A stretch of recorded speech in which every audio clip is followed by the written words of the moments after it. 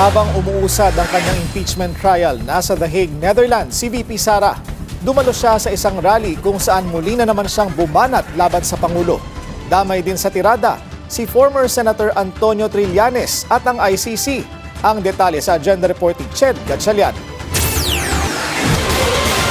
How do we characterize Trillanes and Marcos in relation to ICC? Yes, they are traitors to a Filipino and to the country. Tinawag na traidor ni Vice President Sara Duterte si dating Senador Antonio Trillanes at PBBM sa rally ng mga supporters na kanilang pamilya sa The Hague, Netherlands. Mariing sinabi ng bisa na nagsinungaling umanong Pangulo nang sabihin nitong hindi siya makikipagtulungan sa ICC, gayong hinahayaan na palang patuloy na paggulong ng investigasyon sa bansa. Binanggit din muli ni VP Sara mga paratang ng 18 Maleta Boys na nag-deliver umano ng mali-maletang pera kay Trillanes para bayaran ng ICC investigators.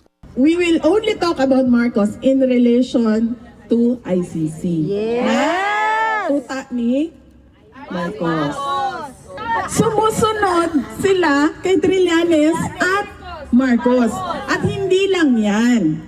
Pinapanindigan pa nila yung kanilang pagsunod Yes. kay Marcos at kay Trillanes. Una nang sinabi ni ICC Deputy Prosecutor Mame Mandenyang na hindi pinondohan ng kahit sinong lokal na opisyal ang investigasyon nila sa madugong war on drugs ng Administrasyong Duterte. Patong-patong na rin ang mga cyber libel at perjury complaint ni Trillanes laban sa mga dating bodyguards ni resigned Congressman Zaldico. Duterte! Duterte! Bring him home! Bring him home! They are holding an 81-year-old who cannot make his own bed, who cannot even clean his own room, who has bed sores, who has so many My God.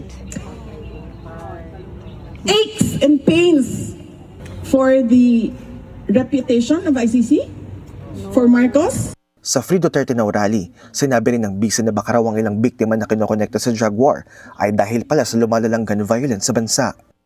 I have a husband. My husband has a mistress. I can hire a gunman for 5,000 pesos to kill the mistress.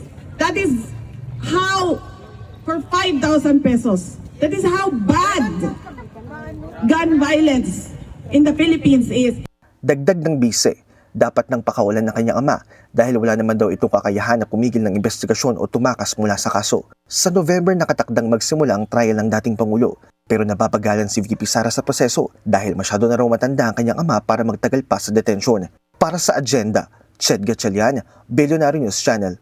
Manatiling nakatutok sa Billionaire News Channel. Sumubaybay sa aming social media accounts at mag-subscribe sa aming YouTube channel para sa mga eksklusibong balita at storya.